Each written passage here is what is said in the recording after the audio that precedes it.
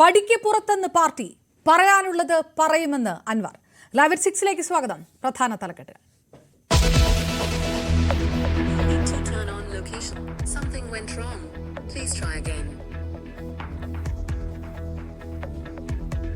PV Anwar പടിക്ക് പുറത്ത്, എല്ലാ ബന്ധവും അവസാനിപ്പിച്ചെന്ന് CPM. അൻവറിനെതിരെ രംഗത്തിറങ്ങാൻ സഖാക്കളോട് പാർട്ടി ആഹ്വാനം. രംഗത്തിറങ്ങണം എന്നാണ് ആദ്യം തന്നെ ചൂണ്ടിക്കാണിക്കാനുള്ളത്. ചവിട്ടി പുറത്താക്കിയത് കൊണ്ട് പുറത്തു പോകില്ലെന്ന് അൻവർ. ഇനിയും പറയും, തീപ്പന്തം പോലെ കത്തും. വേണ്ടി വന്നാൽ പുതിയ രാഷ്ട്രീയ പാർട്ടി ഉണ്ടാക്കും. പരിപൂർണമായ സെക്യുലർ സ്വഭാവമുള്ള ഒരു എന്താ പറയാ, ഒരു സോഷ്യൽ സംഘടനയെ കുറിച്ച് ഞാൻ ആലോചിക്കും. ആളുണ്ടെങ്കിൽ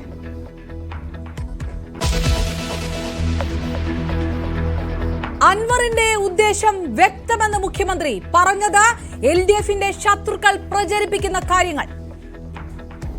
പാർട്ടിക്കും LDFനും സർക്കാരിനും എതിരെ ഉന്നയിച്ച എല്ലാ അൻവറിന്റെ ആരോപണങ്ങളും തള്ളിക്കളയുകയാണ്. പാർട്ടിയെക്കുറിച്ച് അൻവറിന് അറിയില്ലെന്ന് മുഹമ്മദ് റിയാസ്. ഒരു പാർട്ടി പ്രവർത്തകന്റെയും പിന്തുണ അൻവറിനില്ല എന്ന് P ജയരാജൻ. അൻവറിനെ തള്ളി ജലീലും CPIയും. തള്ളണോ കൊള്ളണോ എന്ന കരുതലോടെ UDF.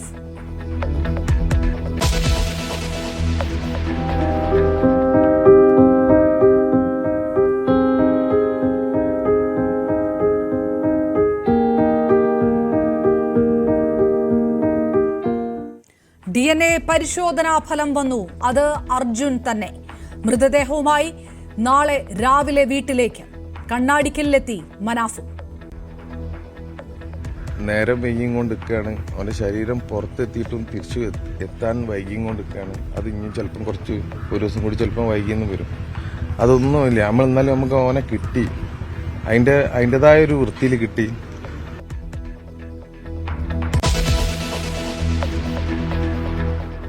തൃശൂരിലെ ATM കവർച്ചാ സംഘത്തിൽ ഒരാൾ പോലീസുമായുള്ള ഏറ്റുമുട്ടലിൽ കൊല്ലപ്പെട്ടു. നാമക്കലിൽ കണ്ടെയ്നർ വളഞ്ഞു പോലീസ്. കവർച്ചാ സംഘത്തിലെ 6 പേരും പിടിയിലായി. സംഘം എത്തിയത് രാജസ്ഥാനിൽ നിന്ന്. 3 ATMകൾ കവർന്ന് 65 ലക്ഷം രൂപ.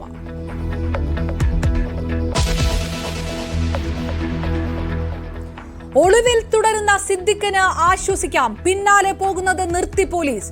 കൊച്ചിയിൽ നിന്ന് തിരികെ പോരാൻ പോലീസിന് നിർദ്ദേശം. മുൻകൂർ ജാമ്യാപേക്ഷയിൽ സുപ്രീം കോടതി വിധി വരും വരെ കാത്തിരിക്കും.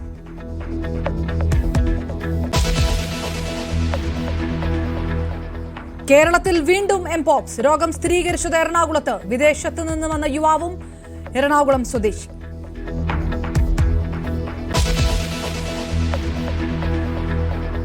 കൂട്ടക്കുരുതി നിർത്താതെ ഇസ്രയേൽ. വെടിനിർത്തൽ ആഹ്വാനം തള്ളി. ലെബനനിൽ ആക്രമണം കടുപ്പിച്ചു. ഹിസ്ബുള്ളയുടെ ഒരു കമാൻഡർ കൂടി കൊല്ലപ്പെട്ടു. ആക്രമണം നിർത്തുന്നതുവരെ ഹിസ്ബുള്ളക്കെതിരെ പോരാട്ടം തുടരുമെന്ന് നെതന്യാഹു.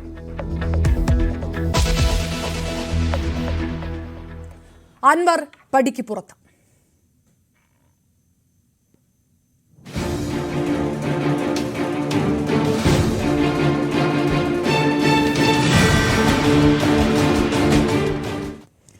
PV അൻവറുമായുള്ള എല്ലാ ബന്ധവും അവസാനിപ്പിച്ചതായി CPM വ്യക്തമാക്കുന്നു. സംസ്ഥാന സെക്രട്ടറി MV ഗോവിന്ദൻ തന്നെ അക്കാര്യം വ്യക്തമാക്കി. പാർലമെന്ററി പാർട്ടി അംഗത്വം അൻവർ സ്വയം വലിച്ചെറിഞ്ഞതാണെന്നും MV ഗോവിന്ദൻ പറഞ്ഞു.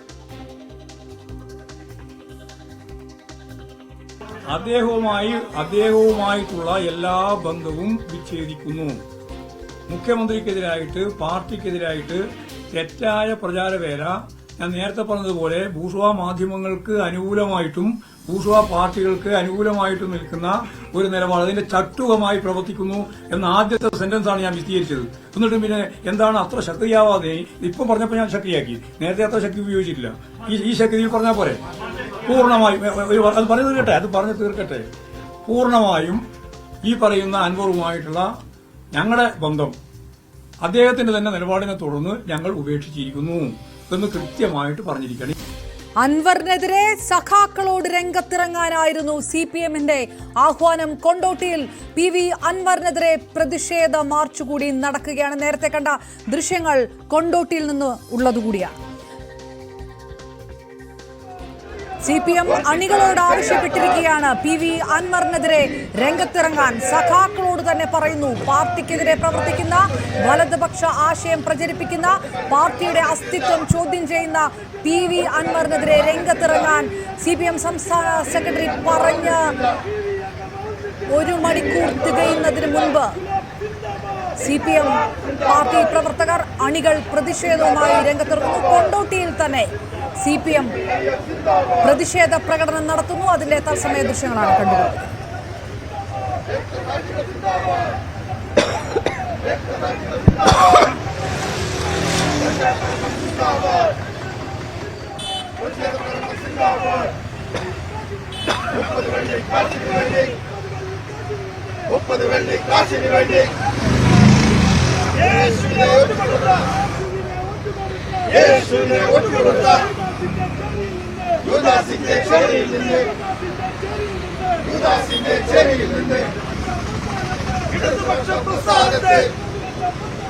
ഇടതുപക്ഷ പ്രസ്ഥാനത്തെ മനുഷ്യപക്ഷ പ്രസ്ഥാനത്തെ പറഞ്ഞു നടന്നേ, ഇല്ലാ കള്ളം പറഞ്ഞു നടന്നേ.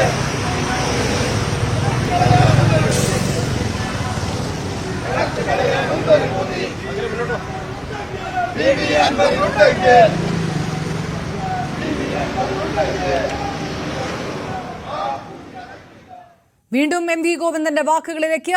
PV അൻവർ വലതുപക്ഷത്തിന്റെ കയ്യിലെ കോടാലിയായി മാറിയെന്നായിരുന്നു MV ഗോവിന്ദന്റെ പ്രതികരണം. കമ്മ്യൂണിസ്റ്റ് പാർട്ടിയെക്കുറിച്ച് അൻവറിന് ധാരണയില്ല, സംഘടനാ രീതിയെക്കുറിച്ച് അറിയില്ല. അൻവറിനെ സഖാക്കൾ പ്രതിരോധിക്കണമെന്ന് MV ഗോവിന്ദൻ ആവശ്യപ്പെട്ടു. അൻവറിനുള്ളത് കോൺഗ്രസിന്റെ പാരമ്പര്യമാണെന്നും MV ഗോവിന്ദൻ വാർത്താസമ്മേളനത്തിൽ അതിരൂക്ഷമായി വിമർശിച്ചു. അൻവർ വലതുപക്ഷത്തിന്റെ കയ്യിലെ കോടാലിയായി മാറിയിരിക്കുന്ന സ്ഥിതിയാണ് കാണാൻ സാധിച്ചത്. അൻവറിന്റെ ഈ നിലപാടിനെതിരായി പാർട്ടിയെ സ്നേഹിക്കുന്ന മുഴുവൻ ജനങ്ങളും പാർട്ടി സഖാക്കളുമാകെ രംഗത്തിറങ്ങണം എന്നാണ് ആദ്യം തന്നെ ചൂണ്ടിക്കാണിക്കാനുള്ളത്. അൻവറിന്റെ നിലപാടുകളും രാഷ്ട്രീയ സമീപനങ്ങളും പരിശോധിച്ചാൽ കമ്മ്യൂണിസ്റ്റ് പാർട്ടിയുടെ സംവിധാനത്തെ കുറിച്ച് അയാൾക്ക് കാര്യമായി ധാരണയില്ല എന്ന് വ്യക്തമാകും.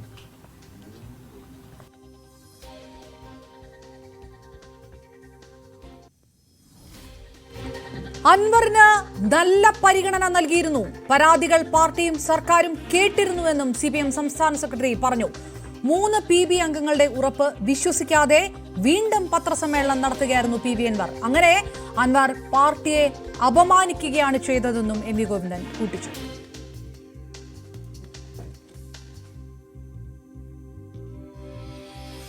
തിരികെ എത്താം. PV അൻവർ CPM പോര് തുടരുമ്പോൾ ഇപ്പോൾ ഷിരൂരിൽ നിന്നുള്ള തത്സമയ വാർത്തകളിലേക്ക്. അർജുന്റെ മൃതദേഹം ബന്ധുക്കൾക്ക് കൈമാറി. നാളെ രാവിലെയാണ് മൃതദേഹം വീട്ടിലേക്ക് എത്തിക്കുക. KV ബൈജു വിവരങ്ങളുമായി ചേരുന്നു. ബൈജു, DNA പരിശോധനാ ഫലം വന്നു, അത് അർജുൻ തന്നെയാണെന്ന് സ്ഥിരീകരിച്ചിരിക്കുന്നു. ഇനി അർജുന്റെ മടക്കയാത്ര മാത്രമാണ്. അത്യന്തം ദുഃഖകരമായിട്ടുള്ള ആ യാത്ര, അർജുൻ കണ്ണാടിക്കൽ എത്തുന്നത് വരെയുള്ള ആ യാത്ര, മൃതദേഹം കുടുംബത്തിന് കൈമാറിയ ആ നിമിഷം അത്യന്തം വികാര നിർഭരമായിരിക്കും. സഹിക്കാൻ കഴിയാത്ത ഒരു വേദനയോടുകൂടിയായിരിക്കും ആ കുടുംബാംഗങ്ങൾ അത് ഏറ്റുവാങ്ങിയിരിക്കുക എന്നുള്ളത് ഒരു തർക്കവുമില്ല. ആരെല്ലാമാണ് അർജുന്റെ ഭൗതികാവശിഷ്ടം ഏറ്റുവാങ്ങിയത്? KV ബൈജു. തീർച്ചയായും അപർണ, അർജുൻ അവസാന യാത്ര ഇപ്പോൾ പുറപ്പെട്ടിരിക്കുന്നു. കാർവാർ ആശുപത്രി മോർച്ചറിയിൽ നിന്നും മൃതദേഹം ആംബുലൻസിലേക്ക് മാറ്റിയിരിക്കുന്നു. ഇനി മടക്കയാത്രയാണ്. ഇനി അല്പസമയം തന്നെ ഈ ഗംഗാവലി പുഴയുടെ തീരത്തോടുകൂടി ഈ വാഹനം എത്തും. ഏകദേശം അരമണിക്കൂർ കൊണ്ട് തന്നെ എത്തുമ്പോൾ കാർവാറിൽ നിന്നാണ് യാത്ര പുറപ്പെട്ടത്. ഇനി അടുത്തത് ഷിരൂറാണ്. പിന്നീട് ആ ഗംഗാവലിപ്പുഴ കടക്കേണ്ടി വരും. എന്തായാലും കാർവാർ MLA സതീഷ് സൈലും AK അഷ്റഫും MLAയും മുഴുനീളെ ഈ ആംബുലൻസിനൊപ്പം ഉണ്ടാകും. അവരുടെ വാഹനവും തൊട്ട് മുന്നിലായി ഉണ്ട്. എന്നാലും വികാര നിർഭരമായ ഒരു രംഗം തന്നെയായിരുന്നു. ജിതിനും അതുപോലെ തന്നെ അഭിജിത്തുമാണ് ഈ മൃതദേഹം ഏറ്റുവാങ്ങിയത്. അതിനുശേഷം ഈ ഫ്രീസറിലേക്ക് പ്രത്യേകം തയ്യാറാക്കിയ ആംബുലൻസിലെ ഫ്രീസറിലേക്ക് മൃതദേഹം മാറ്റുകയായിരുന്നു. ഇനിയിപ്പോൾ ആ മടക്ക യാത്രയാണ് അർജുന്റെ. ഏതായാലും അവസാന യാത്രക്ക് എല്ലാവിധ ഒരുപാട് ആളുകൾ ഇവിടെ കൂടിയിട്ടുണ്ട്. എന്തായാലും അർജുനും ജിതിനും അത് ആംബുലൻസിലേക്ക് കയറുകയാണ്. അവർ ആ ആംബുലൻസിന്റെ മുൻ സീറ്റിലുണ്ടാകും. അർജുനൊപ്പം തന്നെ അവർ യാത്ര ഉണ്ടാകും, കണ്ണാടിക്കൽ വരെ ഉണ്ടാകും. ഇപ്പോൾ ആംബുലൻസ് ഇവിടുന്ന് പുറപ്പെട്ടിരിക്കുന്നു. എന്തായാലും മടക്ക യാത്ര ആരംഭിച്ചിരിക്കുന്നു. അപർണ, തീർച്ചയായിട്ടും ഷിരൂരിൽ നിന്നുള്ള അത്യന്തം വികാര നിർഭരമായിട്ടുള്ള ദൃശ്യങ്ങളാണ് കണ്ടുകൊണ്ടിരിക്കുന്നത്. 70ലേറെ ദിവസങ്ങൾക്ക് ശേഷമുള്ള തെരച്ചിലിനു ശേഷം അർജുൻ ജീവനില്ലാതെ തിരികെ നാട്ടിലേക്ക് എത്തുന്ന ഒരു കാഴ്ച കൂടിയാണ്. ബൈജു, ആരെല്ലാം വാഹനത്തെ അനുഗമിക്കുന്നുണ്ടാകും അങ്ങോട്ട്? നേരത്തെ ഈ തെരച്ചിലിനെല്ലാം പങ്കെടുത്ത ജനപ്രതിനിധികളും നാട്ടുകാരും അടക്കമുള്ളവരുമെല്ലാം ഉണ്ടല്ലോ. സ്വാഭാവികമായിട്ടും ഷിരൂരിൽ ഇപ്പോൾ നാളെ മൃതദേഹം വീട്ടിലെത്തുന്ന സമയം വരെ ഈ വണ്ടിയെ അനുഗമിക്കുന്നവരിൽ ആരെങ്കിലുമൊക്കെ അനുഗമിക്കുന്നുണ്ടോ? നമുക്ക് അതൊക്കെ സംബന്ധിച്ചുള്ള വിവരങ്ങളുണ്ടോ ഇപ്പോൾ? അപർണ, സതീഷ് MLA-യും AK അഷ്റഫ് MLA-യുമാണ് അനുഗമിക്കുന്നത് പ്രധാനമായും. അതിനൊപ്പം പോലീസിന്റെ അകമ്പടി, കർണാടക പോലീസിന്റെ അകമ്പടി ഉണ്ടാകും. ഇപ്പോൾ ഈ ജിതിനും അതുപോലെ തന്നെ അഭിജിത്തും ഇപ്പോൾ AK അഷ്റഫ് MLA അദ്ദേഹത്തിന്റെ വാഹനത്തിലേക്ക് മാറ്റി കയറ്റിയിരിക്കുന്നു, അദ്ദേഹത്തിന്റെ ഒപ്പം ചേർത്തിരിക്കുന്നു. നമുക്കറിയാം, തുടക്കം മുതൽ തന്നെ ഈ ദൌത്യത്തെ ഏകോപിപ്പിക്കാനായി AK അഷ്റഫ് MLA ഉണ്ടായിരുന്നു. ഈ ആംബുലൻസിൽ നിന്നും അദ്ദേഹത്തിന്റെ സ്വന്തം വാഹനത്തിലേക്ക് ഇപ്പോൾ ഇവർ രണ്ടുപേരെയും ഇപ്പോൾ മാറ്റിയിരിക്കുന്നു. ഏതായാലും യാത്ര ഇവിടെ നിന്നും തുടർന്നിരിക്കുകയാണ്. ഇനിയിപ്പോൾ കൃത്യം സമയം പാലിച്ച് 6 മണിക്ക് തന്നെ ഈ മൃതദേഹം ആംബുലൻസിലേക്ക് കയറ്റുന്ന സാഹചര്യമാണ് ഉണ്ടായത്. നേരത്തെ സൂചിപ്പിച്ചതുപോലെ തന്നെ ഈ കാർവാർ MLA ഇതിനൊപ്പം തന്നെ വരുന്നുണ്ട്. അദ്ദേഹം വ്യക്തമാക്കിയത് ഈ കുടുംബത്തിന് സർക്കാർ ഈ ദുരന്തത്തിൽ മരണപ്പെട്ടവരുടെ കുടുംബത്തിന് 5 ലക്ഷം രൂപ ധനസഹായം പ്രഖ്യാപിച്ചിട്ടുണ്ടായിരുന്നു. ആ തുക അമ്മയ്ക്ക് വീട്ടിലെത്തി കൈമാറും എന്നാണ് അദ്ദേഹം പറഞ്ഞത്. അതുകൂടി അദ്ദേഹം വാർത്താ സമ്മേളനത്തിൽ വ്യക്തമാക്കി. വലിയ ബുദ്ധിമുട്ടുള്ള ഒരു ദൌത്യമായിരുന്നെങ്കിലും ഇത്തരത്തിൽ അർജുനെയും വാഹനത്തെയും കണ്ടെത്താൻ കഴിഞ്ഞതിൽ സന്തോഷമുണ്ടെന്ന് അദ്ദേഹം വ്യക്തമാക്കി. എന്നാലും ഈ ദൌത്യത്തിന് സമാനതകളില്ലാത്ത ഈ ദൌത്യത്തിന് മുൻപന്തിയിൽ നിന്ന ഒരു ആളാണ് അദ്ദേഹം. ഏതായാലും AK അഷ്റഫ് രണ്ടുപേരെയും, അഭിജിത്തിനെയും അതുപോലെ തന്നെ ജിജിനെയും ചേർത്ത് പിടിച്ചിരിക്കുന്നു. അവരെ അദ്ദേഹത്തിന്റെ വാഹനത്തിൽ കയറ്റിയിരിക്കുന്നു. ആംബുലൻസിൽ ഇപ്പോൾ ആംബുലൻസിൽ അർജുൻ മാത്രമാണ് ഉള്ളത്. അർജുനെ കൊണ്ടുള്ള വാഹനം കാർവാർ ആശുപത്രിയിൽ നിന്നും, ജില്ലാ ആശുപത്രിയിൽ നിന്നും ഇപ്പോൾ നീങ്ങിയിരിക്കുന്നു. എന്തായാലും ഇവർ മുഴുനീളെ ഉണ്ടാകും. ഒപ്പം ഞാൻ നേരത്തെ സൂചിപ്പിച്ചതുപോലെ തന്നെ പോലീസ് വാഹനം അകമ്പടിയായുമുണ്ട്. മുൻവശത്ത് ആദ്യം കാണുന്നത് പോലീസ് വാഹനമാണ്. ഏതായാലും ഈ വാഹനത്തിന് വഴിയൊരുക്കുമെന്നാണ് നമുക്ക് മനസ്സിലാക്കാൻ സാധിക്കുന്നത്. പല സ്ഥലങ്ങളിലും ഇത്തരത്തിൽ ഗതാഗത പ്രശ്നമുണ്ട്. ഏതായാലും സുഗമമായി ഇത് കണ്ണാടിക്കലിലെ വീട്ടിലെത്താനുള്ള എല്ലാ വഴിയൊരുക്കും എന്ന് തന്നെയാണ് അറിയുന്നത്. അത്തരത്തിൽ കേരള പോലീസിന്റെ ഇടപെടലും തലപ്പാടി മുതൽ കോഴിക്കോട് വീട്ടിൽ വരെ ഉണ്ടാകുമെന്ന് തന്നെയാണ് നമുക്ക് മനസ്സിലാക്കാൻ സാധിക്കുന്നത്. എന്തായാലും ഇവിടുന്ന് വികാരഗർഭരമായ ആ യാത്രയപ്പ് ഇപ്പോൾ ഇവിടുന്ന് യാത്ര ആരംഭിച്ചിരിക്കുന്നു. ആംബുലൻസിലൂടെ അർജുനെ കൊണ്ടുള്ള മൃതദേഹം ഇപ്പോൾ കണ്ണാടിക്കലേക്ക് പുറപ്പെട്ടിരിക്കുന്നു. അപർണ, ബൈജു, ഈ അർജുനെ കാണാതായി ആദ്യ ദിവസങ്ങളിൽ ഉണ്ടായ വിവാദങ്ങൾ കർണാടക സർക്കാരിനെയും പോലീസിനെയും എല്ലാം ഒരുപക്ഷെ പ്രതിക്കൂട്ടിൽ നിർത്തി ഉയർന്ന ആരോപണങ്ങൾ, അതിനെല്ലാം ശേഷം കർണാടക സർക്കാർ ഇതിലെടുത്ത ഇനിഷ്യേറ്റീവ് എല്ലാം കൂടുതൽ പ്രശംസിക്കപ്പെടുകയും ചെയ്തിരുന്നു. അർജുൻ്റെ കുടുംബത്തിന് പോലും പരിപൂർണ തൃപ്തിയുള്ള തരത്തിലേക്ക് തെരച്ചിൽ മാറുന്ന ഒരു സാഹചര്യമെല്ലാം ഉണ്ടായി. ഇപ്പോഴും മൃതദേഹം കണ്ണാടിക്കലെ വീട്ടിലെത്തിക്കുന്നത് വരെയുള്ള ആ സജ്ജീകരണങ്ങൾ, ആംബുലൻസ് അടക്കമുള്ളവ, മൊബൈൽ ഫ്രീസർ അടക്കമുള്ളവ, ആംബുലൻസിനെ അനുഗമിക്കുന്ന ജനപ്രതിനിധികളടക്കം, അങ്ങനെ കർണാടക സർക്കാർ ഏത് തരത്തിൽ കൂടിയാണ് ഇടപെടുന്നത്? അർജുൻ്റെ അവസാന മണിക്കൂറുകളിൽ ഭൗതികാവശിഷ്ടങ്ങൾ സംസ്കരിക്കുന്ന ആ മണിക്കൂറുകൾ കൂടി ആ തരത്തിലുള്ള ഒരു ഇടപെടലിലേക്ക് കർണാടക സർക്കാർ കടക്കുന്നുണ്ട്. അങ്ങനെ കൂടി വേണ്ടേ വിലയിരുത്താൻ? തീർച്ചയായും അപർണ, അത് കർണാടക സർക്കാരിനെ നമുക്ക് എടുത്തു പറയേണ്ടി വരും. കാരണം ഈ ദൌത്യം 3ാം ഘട്ടത്തിലാണ് ഇത്തരത്തിൽ ഈ അർജുനെ ലോറിയും കണ്ടെത്തുന്ന ഒരു സാഹചര്യം ഉണ്ടായത്. വലിയ ദുഷ്കരമായ ഒരു ദൌത്യം. ഒപ്പം ഏറ്റവും അവസാനത്തെ ഘട്ടം, ഒരുപക്ഷെ ദൌത്യം അവസാനിപ്പിക്കുന്നു എന്നൊക്കെ തീരുമാനമെടുക്കുന്നതിന് മണിക്കൂറുകൾക്ക് മുൻപാണ് ഈ ലോറി കണ്ടെത്തുന്നതും അതുപോലെ തന്നെ അർജുനെ കണ്ടെത്തുന്ന ഒരു സാഹചര്യം ഉണ്ടായത്. എന്തായാലും വാഹനം ഇപ്പോൾ നീങ്ങിക്കൊണ്ടിരിക്കുകയാണ്. ഇവിടെ നിന്നും കാർവാറിൽ നിന്നുള്ള യാത്ര പുറപ്പെട്ടിരിക്കുന്നു. എന്തായാലും വളരെ വികാര നിർഭരമായ രംഗങ്ങൾക്കാണ് ഇവിടെ സാക്ഷ്യം വഹിക്കുന്നത്. Karwar MLA AK Ashraf MLA ഉൾപ്പെടെയുള്ളവർ ഈ വാഹന ആംബുലൻസിനെ അനുഗമിക്കുന്നുണ്ട്. ഏതായാലും ഏതെങ്കിലും തരത്തിൽ വാഹന ഗതാഗതം ഉണ്ടാകാതെ തരത്തിൽ ഇവിടെ കർണാടകയിൽ മുഴുവൻ ഒക്കെ സജ്ജീകരണങ്ങളുണ്ട്. അതോടൊപ്പം കേരളത്തിലും അത്തരത്തിൽ സജ്ജീകരണം ഉണ്ട് തന്നെയാണ് നമുക്ക് മനസ്സിലാക്കാൻ സാധിക്കുന്നത്. കൂടുതൽ ആളുകൾ ഈ വാഹനത്തെ കാണാൻ വേണ്ടി വഴിയരികിലൊക്കെ നിൽക്കുന്നുണ്ടാകും എന്നൊരു വിവരമുണ്ട്. തലപ്പാടി അതിർത്തിയിൽ പ്രത്യേകിച്ച് ലോറി ഓണേഴ്സ് അസോസിയേഷന്റെ നേതൃത്വത്തിൽ സംഘം അവിടെ ഇത്തരത്തിലൊരു യാത്രയപ്പ് നൽകാൻ ഉണ്ടാകുമെന്നാണ് നമുക്ക് മനസ്സിലാക്കാൻ സാധിക്കും. നമ്മളും അർജുന്റെ വാഹനത്തെ അനുഗമിക്കുകയാണ്. അർജുന്റെ വാഹനത്തിന് തൊട്ട് പിറകിൽ നമ്മുടെ ന്യൂസ് സംഘവും മുഴുനീളെ ഉണ്ടാകും. കണ്ണാടിക്കലിലെ വീട് വരെ നമ്മൾ ഉണ്ടാകും എന്ന് തന്നെയാണ് നമുക്ക് ഈ ഘട്ടത്തിൽ പറയാനുള്ളത്. ഓരോ സ്ഥലങ്ങളും ഈ ആംബുലൻസ് എത്തുന്ന സ്ഥലങ്ങൾ കൃത്യമായി നമ്മൾ പ്രേക്ഷകരിലേക്ക് എത്തിക്കും. കാരണം അത്രത്തോളം ആളുകൾ ഗ്രഹിച്ചു കഴിഞ്ഞ സമയങ്ങളിലൊക്കെ ഒരു വേള തിരിച്ചു കിട്ടില്ല എന്നൊക്കെ കരുതിയെടുക്കുന്നതാണ് ഇപ്പോൾ ഈ ഊർജം ഈ ഇത്തരത്തിൽ അർജുനെ തിരിച്ചുവിട്ടുന്നു, അർജുനെ ലോറി തിരിച്ചുവിട്ടുന്നു. ഏതായാലും ആ യാത്ര ഇപ്പോൾ പുറപ്പെട്ടിരിക്കുന്നു. അവസാന യാത്ര ഇപ്പോൾ പുറപ്പെട്ടിരിക്കുന്നു. നമുക്ക് തൊട്ടുപിറകിലായി AK അഷ്റഫ് MLA വാഹനമാണുള്ളത്. അതിൽ ജിതിനും അഭിജിത്തും ആ വാഹനത്തിൽ ഉണ്ട്. നേരത്തെ ആംബുലൻസിലായിരുന്നു കയറിയെങ്കിൽ MLA അദ്ദേഹത്തെ ചേർത്ത് പിടിക്കായിരുന്നു. അദ്ദേഹത്തിന്റെ സ്വന്തം വാഹനത്തിൽ കയറ്റിയായിരുന്നു. കർണാടക പോലീസ് അകമ്പടി വാഹനമുണ്ട്. സതീഷ് MLA മുഴുനീളെയുണ്ട്. വീട്ടിൽ അമ്മയെ ചെന്ന് കാണും. നേരത്തെ ഞാൻ സൂചിപ്പിച്ചതുപോലെ തന്നെ കർണാടക സർക്കാർ ദുരന്തത്തിൽ മരണപ്പെട്ടവരുടെ കുടുംബത്തിന് പ്രഖ്യാപിച്ച 5 ലക്ഷം രൂപ ധനസഹായം അത് അമ്മയ്ക്ക് കൈമാറുമെന്നാണ് അദ്ദേഹം വ്യക്തമാക്കിയത്. എന്തായാലും ആ സംഘങ്ങളെല്ലാം അവരെല്ലാം ഉണ്ട്.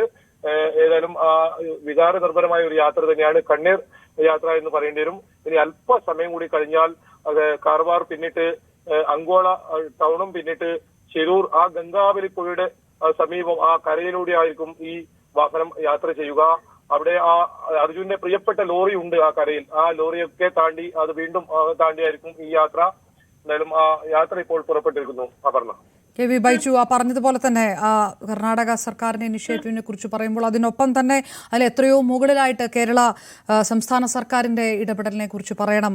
ഇപ്പോഴും ആ ആംബുലൻസിന്റെ ചെലവ് വഹിക്കുന്നത് സംസ്ഥാന സർക്കാരാണ്. ഒപ്പം ഇങ്ങനെ ഒരു കടുത്ത ഒരു നിലപാടിൽ ഉറച്ചു നിന്നതുകൊണ്ട് മാത്രം ആ തെരച്ചിൽ കൃത്യമായി നടന്നു എന്ന് പോലും സംസ്ഥാന സർക്കാരിന് അവകാശപ്പെടാൻ കഴിയുന്ന ഒരു സാഹചര്യം കൂടിയുണ്ട്. അതുകൊണ്ട്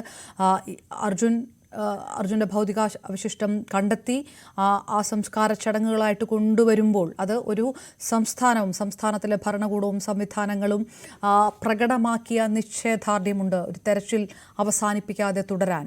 അതുകൂടി ഈ സമയത്ത് എങ്ങനെയാണ് വിലയിരുത്തപ്പെടുക? തീർച്ചയായും ദൗത്യം രണ്ടാം ഘട്ട ദൗത്യം അവസാനിപ്പിച്ചപ്പോൾ ഇനി ഒരു തെരച്ചിൽ ഉണ്ടാകില്ല എന്ന് തന്നെയായിരുന്നു കരുതിയത്. പക്ഷേ അപ്പോഴും കുടുംബം വലിയ തോതിൽ ഇടപെടൽ നടത്തി. KC വേണുഗോപാൽ അദ്ദേഹം കർണാടക മുഖ്യമന്ത്രിക്ക് അത്തരത്തിൽ നിർദ്ദേശം നൽകി തെരച്ചിൽ തുടരണമെന്ന്. അർജുനെ കാത്ത് ഒരുപാട് പേർ ഇത്തരത്തിൽ കാത്തിരുന്ന തെരച്ചിൽ തുടരണമെന്ന് അദ്ദേഹം പറഞ്ഞു. അതുകൊണ്ടാണ് 1 കോടി രൂപയോളം ചെലവഴിച്ച് കർണാടക സർക്കാർ ഇത്തരത്തിൽ ആ ഡ്രഡ്ജർ അത് നമ്മൾ കണ്ടതാണ്. എത്ര ദുഷ്കരമായാണ് പ്രവൃത്തിയായിരുന്നു അതെന്ന്. കാരണം ഗോവയിൽ നിന്നും കടൽ മാർഗം ഇത്തരത്തിൽ ആ ഡ്രഡ്ജർ ഇവിടെ എത്താൻ 38 മണിക്കൂർ എടുത്താണ് ആ ഡ്രഡ്ജർ ഇവിടെ എത്തിയത്. അത്രത്തോളം കടലും അഴിമുഖവും ഒക്കെ താണ്ടി ഗംഗാവലി പുഴയിലെത്തി തെരച്ചിൽ തുടർന്നു. പിന്നീട് റെഡ് അലർട്ട് ആയിരുന്നു ഈ സമയങ്ങളിൽ.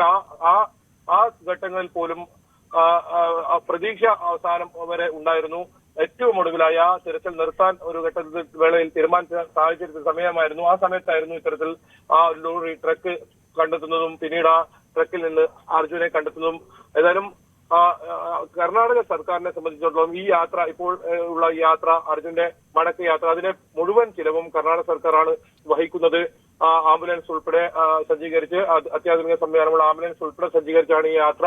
എന്നാലും ആ യാത്ര ഇപ്പോൾ കാർവാർ പിന്നിട്ട് ഇനി അങ്കോള പിന്നിട്ട് ഇപ്പോൾ അല്പസമയത്തിനകം ശിരൂർ നമ്മുടെ ഗംഗാവലി പുഴ മണ്ണിടിച്ചിലുണ്ടായ വലിയ ദുരന്തമുണ്ടായ 9 പേർ മരിക്കുകയും ഇനി 2 പേരെ കണ്ടെത്താനുമുള്ള ആ വലിയ ദുരന്തമുണ്ടായ ആ സ്ഥലത്തു കൂടി ഇനി കടന്നു പോകും. എന്തായാലും ആ അർജുന്റെ പ്രിയപ്പെട്ട വസ്തുക്കളൊക്കെ കളിപ്പാട്ടം ഉൾപ്പെടെയുള്ള ലഭിച്ച വസ്തുക്കളൊക്കെ ആംബുലൻസിലുണ്ട്. പാത്രങ്ങൾ ഒപ്പം മൊബൈൽ ഫോൺ ഇത്തരം വസ്തുക്കളൊക്കെ പ്രിയപ്പെട്ട വസ്തുക്കളൊക്കെ അതും കണ്ണാടിക്കലിലേക്ക് കൊണ്ടുപോവുകയാണ് ഈ ആംബുലൻസിൽ.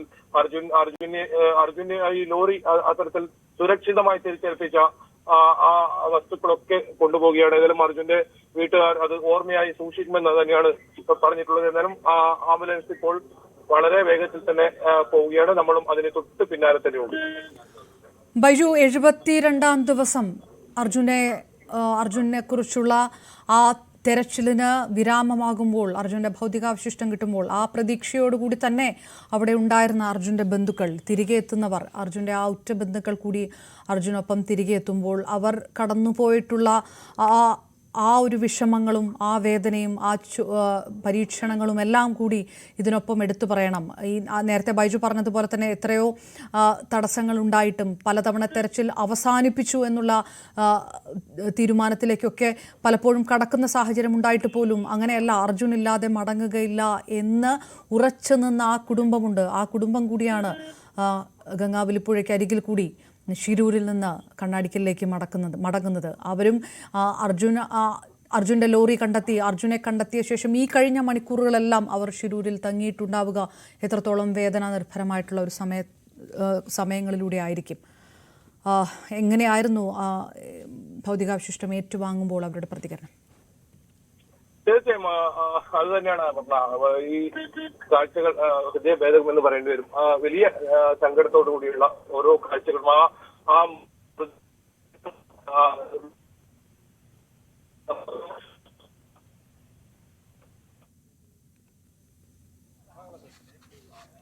കെ വി ബൈജു അവിടെ നിന്ന് ഷിരൂരിൽ നിന്ന് തത്സമയം വിവരങ്ങൾ നൽകുകയായിരുന്നു. അർജുൻ്റെ ഭൗതികാവശിഷ്ടങ്ങൾ ബന്ധുക്കൾക്ക് കൈമാറിയിരിക്കുന്നു. അല്പസമയത്തിനുള്ളിൽ തന്നെ ഭൗതികാവശിഷ്ടങ്ങൾ, മൃതദേഹം നാട്ടിലേക്ക് കൊണ്ടുവരികയാണ്.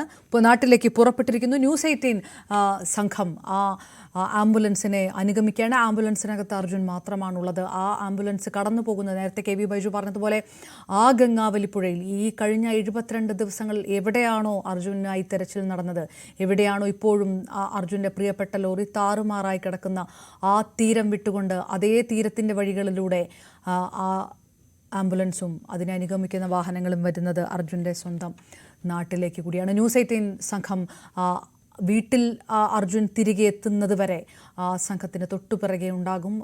ആ വഴികളിലൂടെ, അങ്കോളയിലൂടെ കടന്ന് ആംബുലൻസ് കേരളത്തിലെത്തുമ്പോൾ, കണ്ണാടിക്കലിലെത്തുമ്പോഴെല്ലാം ആ സമയത്തെല്ലാം ന്യൂസ് 18 സംഘമുണ്ടാകും. മലയാളികൾ എത്രയോ 72 ദിവസത്തോളം ഒരാൾക്ക് വേണ്ടി മലയാളികൾ കാത്തിരുന്നു. എവിടെയാണ് അർജുൻ എന്ന് സ്വന്തം കുടുംബത്തെ അന്വേഷിക്കുന്നത് പോലെ മലയാളികൾ അന്വേഷിച്ചു. നാട്ടിലേക്ക് തിരികെ എത്തുമ്പോൾ കണ്ണാടിക്കലിലെ വീട്ടിലേക്ക് എങ്ങനെയാണ് ജനങ്ങൾ അവസാനമായി അർജുനെ ഒന്ന് കാണാൻ, അല്ലെങ്കിൽ അന്ത്യാഞ്ജലികൾ അർപ്പിക്കാൻ എത്തുക എന്നുള്ളത് കൂടി വേദനിപ്പിക്കുന്ന ഒരു കാഴ്ച കൂടിയായിരിക്കും. അവിടെ നിന്ന് ഭവ്യയും നമുക്കൊപ്പം ചേരുന്നു. ഭവ്യ, നാളെ രാവിലെയോടുകൂടി അർജുൻ തിരികെ വീട്ടിലെത്തും. പക്ഷേ അത് ഒരിക്കലും വീട്ടുകാർ ആഗ്രഹിച്ചതുപോലെ, നാട്ടുകാർ പ്രതീക്ഷിച്ചതുപോലെയല്ല. ജീവൻ ഒറ്റ ശരീരമായി, അല്ലെങ്കിൽ ശരീരഭാഗങ്ങൾ നിർഭാഗ്യവശാൽ അങ്ങനെ പറയേണ്ടിയിരിക്കുന്നു. അർജുൻ തിരികെ എത്തുമ്പോൾ നെഞ്ച് പിടയുന്ന വേദനയോടുകൂടിയായിരിക്കും നാട് അർജുൻ്റെ വീട്ടിലേക്ക് ഒഴുകുക. അവിടെ നിന്ന് ഇപ്പോൾ കാണുന്ന ചിത്രം എന്താണ് ഭവ്യ?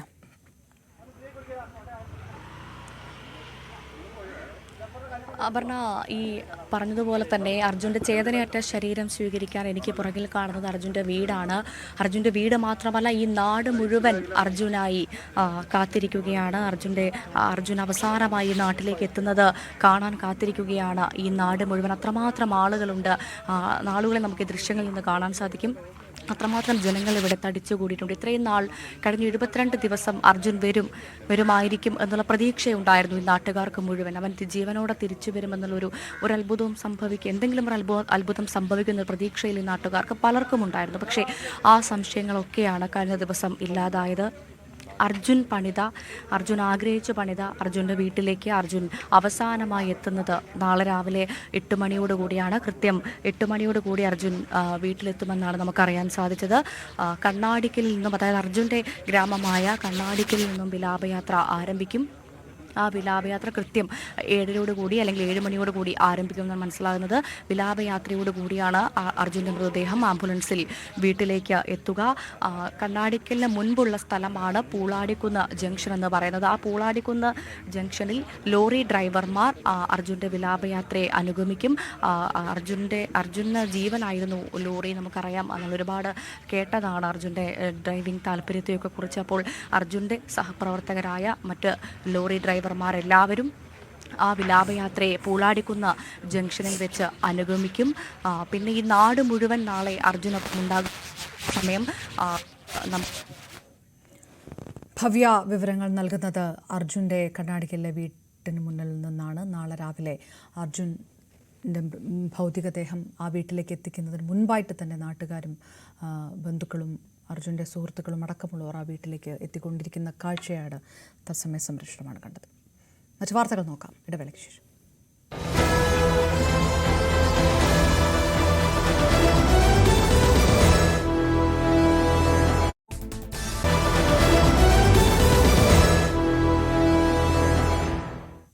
അൻവർ പടിക്ക് പുറത്തുനിന്ന് CPM വ്യക്തമാക്കിയതോടെ അൻവറിന്റെ വിമർശനങ്ങൾ മറ്റൊരു തലത്തിലേക്ക് കടക്കുന്നു. CPM അണികളോടുകൂടി അൻവറിനെതിരെ രംഗത്തിറങ്ങാൻ പാർട്ടി ആഹ്വാനം ചെയ്തതോടെ പ്രതിഷേധ പ്രകടനങ്ങൾക്കും തുടക്കമായിരിക്കുന്നു. അൻവർ കാണിക്കുന്നത് അല്പത്തരമെന്നാണ് CPM ആവർത്തിക്കുന്നത്. അൻവർ കമ്മ്യൂണിസ്റ്റ് വിരുദ്ധ പ്രചാരണത്തിന്റെ ജിഹ്വയാണ്. വലതുപക്ഷ രാഷ്ട്രീയക്കാരുടെയും മാധ്യമങ്ങളുടെയും പ്രചാരണമാണ് അൻവർ ഏറ്റെടുത്തിരിക്കുന്നതെന്നും CPM സംസ്ഥാന സെക്രട്ടേറിയറ്റ് കുറ്റപ്പെടുത്തി. മാധ്യമങ്ങളുമായി ചേർന്ന് നടത്തുന്ന തെറ്റായ പ്രചാരണങ്ങളെ പ്രതിരോധിക്കാനും ജാഗ്രത പാലിക്കാനും കഴിയണമെന്നും സെക്രട്ടേറിയറ്റ് സംസ്ഥാന സെക്രട്ടറി വാർത്താ സമ്മേളനം നടത്തുന്നതിന് മുൻപായി പുറത്തിറക്കിയ പ്രസ്താവനയിൽ വ്യക്തമാക്കിയിരുന്നു. ബന്ധം അവസാനിച്ചു എന്ന് MV ഗോവിന്ദൻ പറഞ്ഞെങ്കിൽ അവസാനിച്ചു എന്നായിരുന്നു PV അൻവർ MLA യുടെ പ്രതികരണം. പാർട്ടിയുടെ നിലനിൽപ്പ് ചോദ്യം ചെയ്യുന്ന രീതിയിൽ പോലീസ് പോകുകയാണ്. അത് പറഞ്ഞതാണ് തെറ്റെങ്കിൽ ഏറ്റുപറഞ്ഞുകൊണ്ടേയിരിക്കുമെന്നും അൻവർ പറഞ്ഞു. തന്നെ കുറ്റവാളിയാക്കുന്നവർ താൻ പറഞ്ഞ കാര്യങ്ങളിൽ എന്തെങ്കിലും അന്വേഷണം നടത്തിയോ എന്നുള്ള മറു ചോദ്യം കൂടി അൻവർ ചോദിച്ചു. ബന്ധം അവസാനിപ്പിച്ചു എന്ന് അദ്ദേഹം പറഞ്ഞാൽ അവസാനിച്ചല്ലോ. സംസ്ഥാന സെക്രട്ടറി അദ്ദേഹമല്ലേ അതിന് തീരുമാനം പറയേണ്ടത്. ഈ പാർട്ടിയുടെ നിലനിൽപ്പ് തന്നെ ചോദ്യം ചെയ്യപ്പെടുന്ന രീതിയിൽ കേരളത്തിലെ പോലീസിംഗ് പോയിക്കൊണ്ടിരിക്കുന്നു. മനുഷ്യരെ ബുദ്ധിമുട്ടിക്കുക, പ്രയാസപ്പെടുത്തുക, ഈ കമ്മ്യൂണിസ്റ്റ് പ്രസ്ഥാനത്തിന്, ഈ ഗവൺമെന്റിന് എതിരാക്കുക, പൊതുവിൽ ജനവികാരം, ആ പണി ഇപ്പോഴും എടുത്തുകൊണ്ടിരിക്കുക. ഇപ്പൊ സഖാക്കളൊക്കെ പറയുന്നുണ്ടല്ലോ, ചെറിയൊരു ആശ്വാസമുണ്ട്. 5000 റുപ്യ ഫൈനിട്ട് 500 ആയിട്ടുണ്ട്. ഒരു ലോറിയിൽ ഒരു പിക്കപ്പിൽ കുറച്ച് മണ്ണ് പിടിച്ചാൽ 30,000 40,000 അനുമോദനമൊക്കെ അറിയാലോ. നിങ്ങളിതിന് മിണ്ടാറ്, നിങ്ങൾക്ക് ഇതൊക്കെ പറഞ്ഞൂടെ? ഇപ്പൊ 30,000 ഒന്നുമില്ല. ഇപ്പൊ ആദ്യത്തെ അവസ്ഥയിലേക്ക് ഏകദേശം പോവാണ്. ഇത് തന്നെയാണ് പ്രശ്നം. അപ്പൊ അതാണ് ഞാൻ ഏറ്റുപറഞ്ഞത്. അത് ഞാൻ ഏറ്റുപറഞ്ഞതാണ് എന്റെ തെറ്റെങ്കിൽ ആ ഏറ്റുപറച്ചിൽ തുടർന്നുകൊണ്ടേയിരിക്കും. ആ ഏറ്റുപറച്ചിൽ തുടർന്നുകൊണ്ടിരിക്കും. PV അൻവർ മൂർദാബാദ് എന്ന് വിളിച്ച സഖാക്കൾ പിന്നീട് സത്യം മനസ്സിലാക്കി തനിക്ക് സിന്ദാബാദ് വിളിച്ചിട്ടുണ്ടെന്നും PV അൻവർ പറയുന്നു. അന്ന് മറ്റുള്ളവർ എടുത്ത പണി ഇന്ന് പാർട്ടി നേതൃത്വം എടുക്കുന്നു. പാർലമെന്റ് തെരഞ്ഞെടുപ്പിൽ പാർട്ടി സഖാക്കൾ കൃത്യമായി പ്രതിഷേധം രേഖപ്പെടുത്തി. UDF സ്ഥാനാർത്ഥികളുടെ മേന്മ കൊണ്ടല്ല ജയിച്ചത്, ടീച്ചറോടുള്ള വിരോധം കൊണ്ടല്ല വടകരയിൽ തോറ്റത്. അതുപോലും പരിശോധിക്കാതെ തന്റെ നെഞ്ചത്ത് കയറിയിട്ട് എന്ത് കാര്യമാണുള്ളതെന്നും PV അൻവർ കുറ്റപ്പെടുത്തി. PV അൻവർ മൂർദാബാദ് എന്ന് വിളിച്ച ഈ സഖാക്കള് സത്യം മനസ്സിലാക്കി PV അൻവർ സഖാവെ സിന്ദാബാദ് എന്ന് വിളിച്ചിട്ടുണ്ട് ഈ നിലമ്പൂരിൽ. അപ്പൊ അന്ന് വേറൊരു വിഭാഗം നടത്തിയ പണി ഇന്ന് പാർട്ടി നേതൃത്വത്തിൽ നടത്തുകയാണെങ്കിൽ നടത്തട്ടെന്ന് അവർക്കത് മനസ്സിലാവുമല്ലോ ജനങ്ങൾക്ക്, പാർട്ടിക്കാർക്ക്. അത്രയും കുറച്ച് എനിക്ക് പറയാനുള്ളൂ. ഇപ്പൊ ടീച്ചർ മത്സരിച്ചല്ലോ വടകരയിലല്ലേ. നമുക്കൊക്കെ ടീച്ചർക്ക് എന്തായാലും കുറച്ച് വോട്ടുണ്ട് എന്ന് വിശ്വസിച്ച ആളുകളാണ് നമ്മൾ. ഉണ്ടായിരുന്നല്ലോ, അങ്ങനെ ആയിരുന്നില്ല ജനം, പ്രത്യേകിച്ച് സ്ത്രീ സമൂഹം അവരെ കണക്കാക്കിയിരുന്നത്. തൊട്ടടുത്ത പാർലമെന്റ് മണ്ഡലത്തിലൊക്കെ 1,00,000 വോട്ടിന് ഓരോരുത്തരും ജയിക്കുമ്പോൾ ഒരു 50,000 വോട്ടെങ്കിലും ടീച്ചർക്ക് കിട്ടിയിരുന്ന ടീച്ചർ ഒരു 50,000 വോട്ടിലല്ലേ തോൽക്കാൻ പാടുള്ളൂ. ഒരു വ്യത്യാസമുണ്ടോ? ഒരു വോട്ട് കിട്ടിയോ? എന്തേ ടീച്ചറോടുള്ള വിരോധമാണോ? അല്ല, പാർട്ടി സഖാക്കൾ മാറി വോട്ട് ചെയ്ത, പ്രതിഷേധം രേഖപ്പെടുത്തിയ പിണറായിലടക്കം ഉണ്ടായില്ലേ. കണ്ണൂരിലെ മിക്ക ഡിവിഷനുകളിലും ഇവിടെ മത്സരിച്ച UDFന്റെ സ്ഥാനാർത്ഥികളുടെ മെജ കൊണ്ടൊന്നുമില്ല ഇവരൊക്കെ ജയിച്ചു കയറിയത്. പാർട്ടി സഖാക്കൾ കൃത്യമായ പ്രതിഷേധം രേഖപ്പെടുത്തുക. അത് വിലയിരുത്തിയോ ഈ പാർട്ടി വിലയിരുത്തിയോ? സ്വർണ്ണക്കടത്തുമായി ബന്ധപ്പെട്ട് ആരോപണ വിധേയനായ കസ്റ്റംസിന്റെ സ്വർണ്ണ പരിശോധകനായ കൊണ്ടോട്ടി സ്വദേശി ഉണ്ണിയുടെ സ്വത്തുവകകൾ PV അൻവർ സന്ദർശിക്കുകയാണ്. ഇയാൾ പോലീസിന്റെ അനധികൃത സ്വർണ്ണക്കടത്തിന് സഹായം നൽകിയാണ് സ്വത്ത് സമ്പാദിച്ചതെന്നാണ് PV അൻവറിന്റെ ആരോപണം.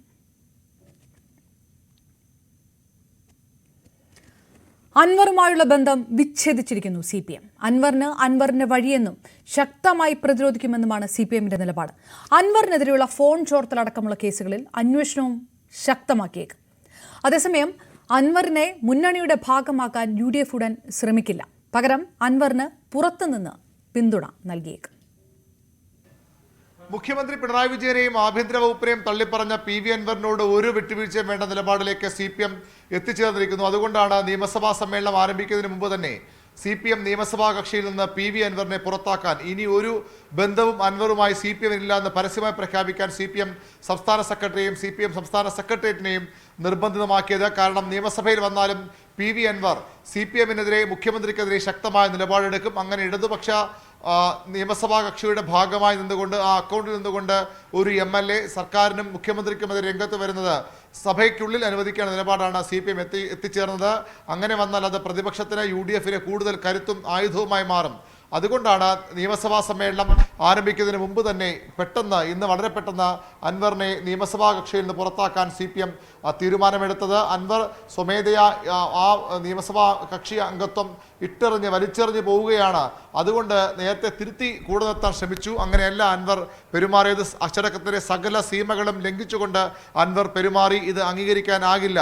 അൻവറിനെ നേരിടാൻ, അൻവറിൻ്റെ ഈ പ്രഖ്യാപനങ്ങളെ, അൻവറിൻ്റെ വെല്ലുവിളിയെ നേരിടാൻ പാർട്ടി പ്രവർത്തകർ രംഗത്തിറങ്ങാനും CPMന്റെ സംസ്ഥാന സെക്രട്ടറി ആഹ്വാനം ചെയ്തു. അതായത് അൻവറിൻ്റെ വഴി, അൻവറിനെ നേരിടാൻ CPMന്റെ രാഷ്ട്രീയ വഴി. ഇതാണ് CPM നേതൃത്വം വ്യക്തമാക്കുന്നത്. CPM ഒരു കാര്യം ഉറപ്പിക്കുന്നു: അൻവറിൽ നിന്ന് ഇനിയും തലവേദനകൾ പാർട്ടിക്കുണ്ടാകും. അൻവർ പറയുന്ന കാര്യങ്ങൾ ഇപ്പോൾ തന്നെ CPMന്റെ ഉൾപാർട്ടി രാഷ്ട്രീയത്തിൽ ചലനങ്ങൾ ഉണ്ടാക്കാം. അത് കൂടി മുന്നിൽ കണ്ടുകൊണ്ടാണ് അൻവറിനെ പൂർണ്ണമായും തള്ളിപ്പറഞ്ഞ് അൻവറിനെതിരെ രംഗത്ത് വരാൻ പാർട്ടി പ്രവർത്തകരോട് CPM ആവശ്യപ്പെടുന്നത്.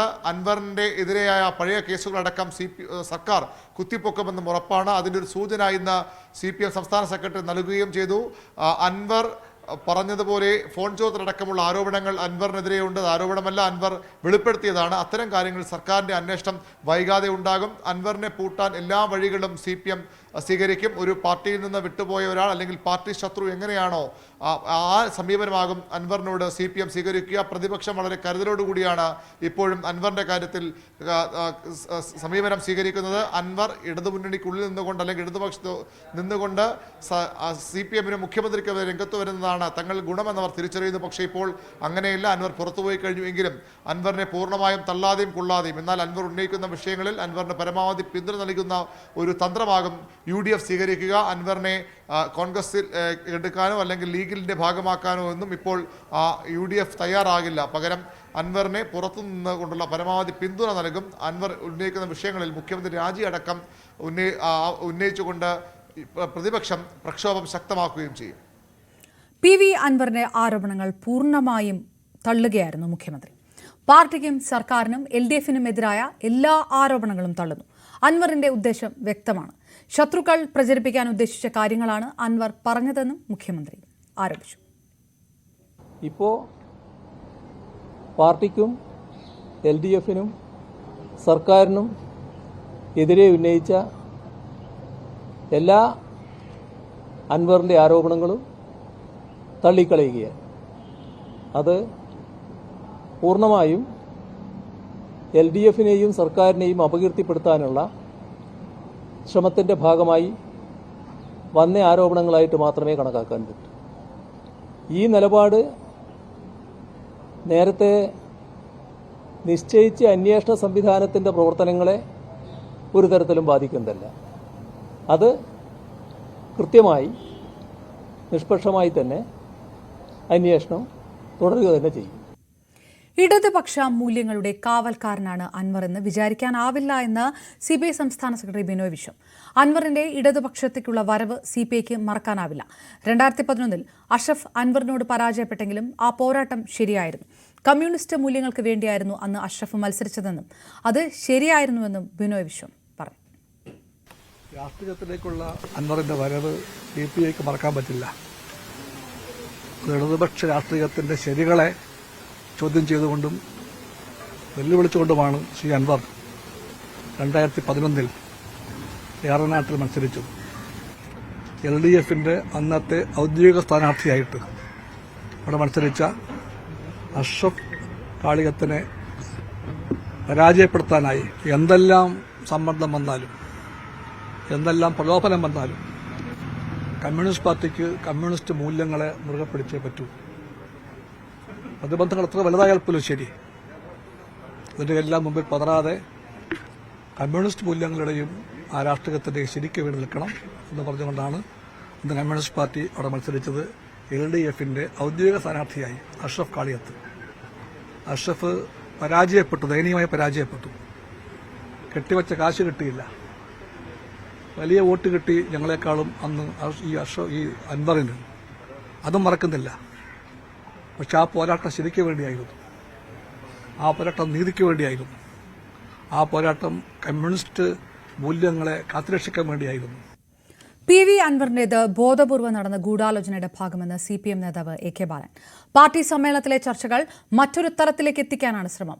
P ശശിക്കെതിരെ മുഖ്യമന്ത്രിക്കോ DGPക്കോ അൻവർ പരാതി നൽകിയിട്ടില്ല. സൂര്യൻ കെട്ടു എന്ന് അൻവറിന് തോന്നുന്നത് ഇരുട്ടത്ത് നിന്ന് നോക്കുന്നതുകൊണ്ടാണെന്നും AK ബാലൻ പറഞ്ഞു.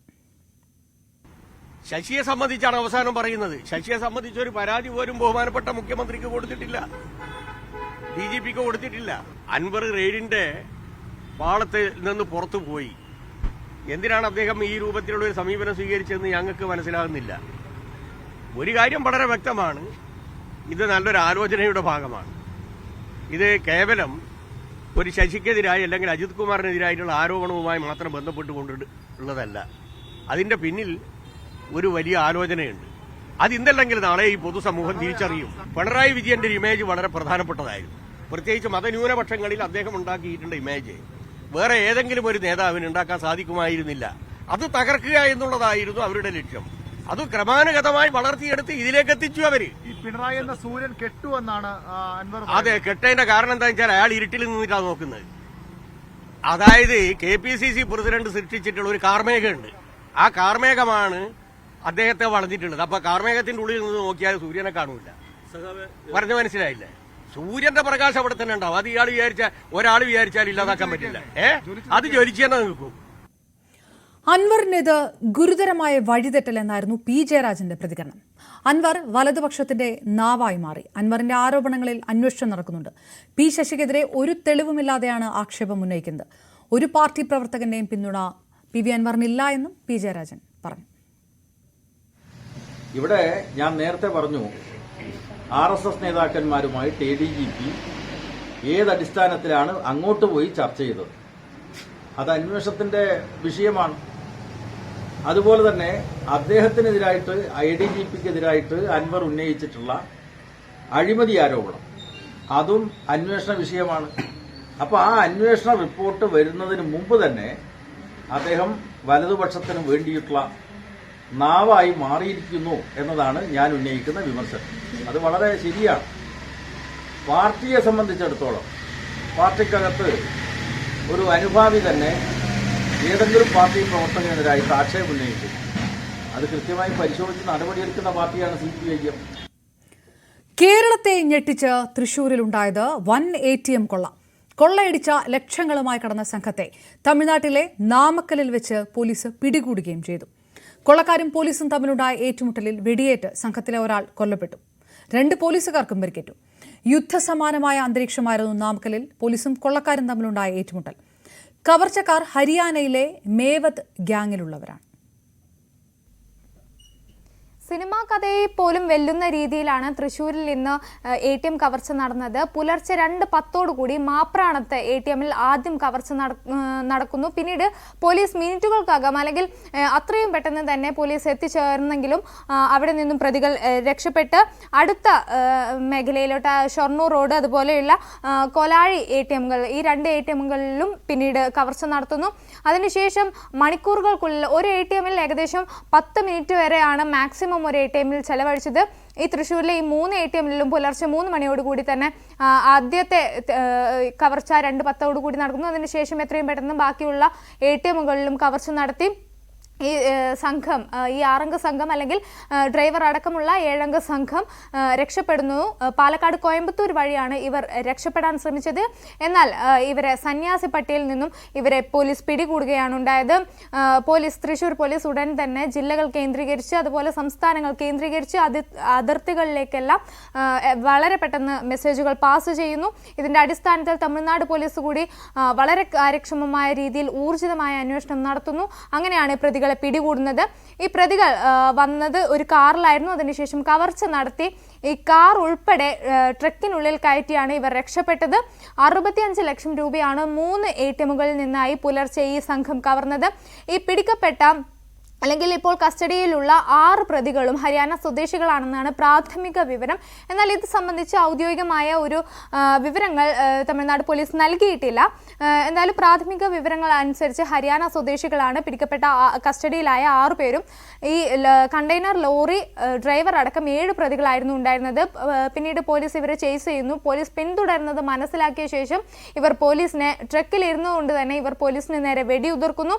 അതിനുശേഷം പോലീസ് വീണ്ടും ഇവരെ പിടിക്കുന്നതോടുകൂടി ലോറി ഡ്രൈവർ ഇറങ്ങി വന്ന് കയ്യിലുള്ള ആയുധങ്ങൾ ഉപയോഗിച്ച് പോലീസിന് നേരെ വളരെ വലിയ രീതിയിൽ ഒരു ഏറ്റുമുട്ടൽ നടത്തുന്നു. അങ്ങനെ പിന്നെ പോലീസും ഈ അക്രമികളും കവർച്ചാ സംഘവുമായി ഏറ്റുമുട്ടലുണ്ടാവുന്നു. പലരും ചിന്നി അടുത്തുള്ള കാട് പോലെയുള്ള പ്രദേശങ്ങളിലേക്ക് ഓടുന്നുണ്ട്.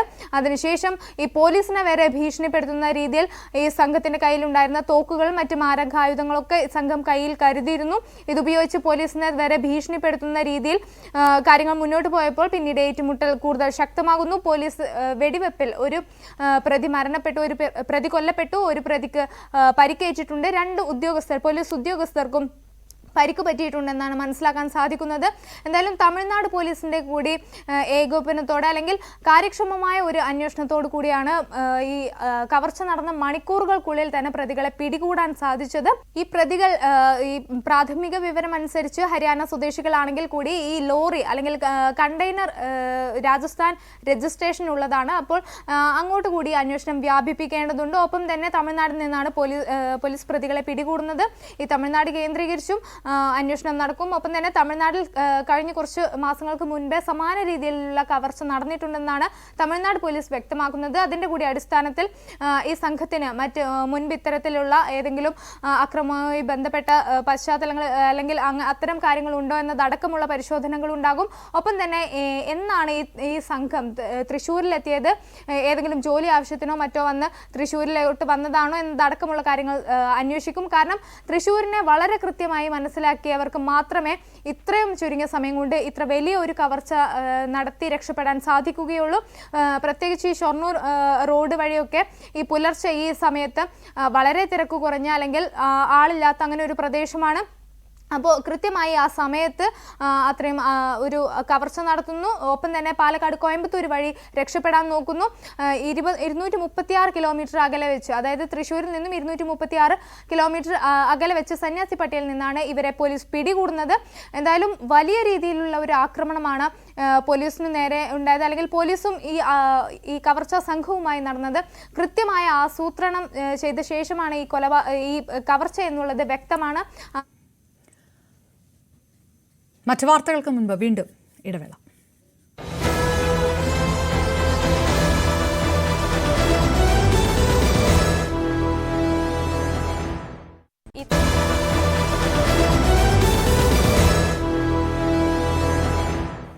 ഒളിവിൽ കഴിയുന്ന സിദ്ദിഖിനെ പിടികൂടാതെ കൊച്ചിയിൽ നിന്ന് മടങ്ങി അന്വേഷണ സംഘം. തിരുവനന്തപുരത്ത് നിന്നെത്തിയ പ്രത്യേക അന്വേഷണ സംഘത്തെ അന്വേഷണ മേധാവി തിരികെ വിളിച്ചു. സുപ്രീംകോടതി വിധി വന്ന ശേഷം നടപടിയിലേക്ക് നീങ്ങാനാണ് അന്വേഷണ സംഘത്തിന്റെ തീരുമാനം. സംസ്ഥാനത്ത് ഒരാൾക്ക് കൂടി എംപോക്സ് സ്ഥിരീകരിച്ചു. എറണാകുളം സ്വദേശിയായ യുവാവിനാണ് രോഗം. വിദേശത്ത് നിന്ന് വന്ന യുവാവ് എറണാകുളത്തെ സ്വകാര്യ ആശുപത്രിയിൽ ചികിത്സയിലാണെന്ന് ആരോഗ്യമന്ത്രി വീണ ജോർജ് പറഞ്ഞു. കൊച്ചിയിലാണ് യുവാവ് ചികിത്സയിലുള്ളത്. 28-29 വയസ്സുള്ള ഒരാളാണ്. വിദേശ രാജ്യത്ത് നിന്ന് രോഗലക്ഷണങ്ങളുമായിട്ട് എത്തിയ വ്യക്തിയാണ്. പക്ഷെ സ്റ്റേബിളാണ്. കൊച്ചിയിൽ സ്വകാര്യ ആശുപത്രിയിലാണ് ചികിത്സയിലുള്ളത്. എംപോക്സ് സ്ഥിരീകരിച്ചിട്ടുണ്ട്. ബാക്കി മറ്റ് ജിനോമിക് സീക്വൻസിംഗ് ഒക്കെ അതിന്റെ ഒരു നടപടിക്രമങ്ങളുടെ ഭാഗമായിട്ട് നടക്കും. വെടിനിർത്തൽ വേണമെന്ന ലോകരാജ്യങ്ങളുടെ ആവശ്യം വകവയ്ക്കാതെ ഇസ്രയേൽ. സമാധാന ചർച്ചകൾക്കൊപ്പം ഹിസ്ബുള്ളക്കെതിരായ ആക്രമണവും തുടരുമെന്നാണ് ബെന്യാമിൻ നെതന്യാഹുവിന്റെ പ്രഖ്യാപനം. ലെബനോനിൽ ഹിസ്ബുള്ള കേന്ദ്രങ്ങൾക്ക് നേരെ ഇസ്രയേൽ ശക്തമായ വ്യോമാക്രമണം തുടരുകയുമാണ്. മരണസംഖ്യ 700 പിന്നിട്ടു. ഇന്നലെ മാത്രം 92 പേർ കൊല്ലപ്പെട്ടതാണ് റിപ്പോർട്ടുകൾ. ഷെബായിൽ 4 കുട്ടികൾ ഉൾപ്പെടെ ഒരു കുടുംബത്തിലെ 9 പേർ ഇന്നലെ രാത്രി വ്യോമാക്രമണത്തിൽ കൊല്ലപ്പെട്ടു. ഇസ്രയേലിലെ ഹൈഫയിൽ ഹിസ്ബുള്ളയും പ്രത്യാക്രമണം നടത്തുകയാണ്.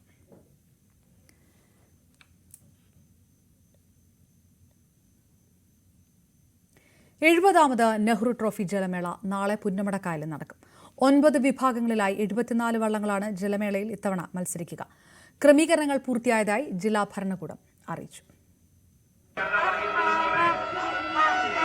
വയനാട് ദുരന്തത്തിന്റെ പശ്ചാത്തലത്തിൽ മാറ്റിവെച്ച ജലമേള വള്ളംകളി പ്രേമികളുടെ വലിയ പ്രതിഷേധങ്ങൾക്കൊടുവിലാണ് വീണ്ടും നടത്താനായി തീരുമാനിച്ചത്.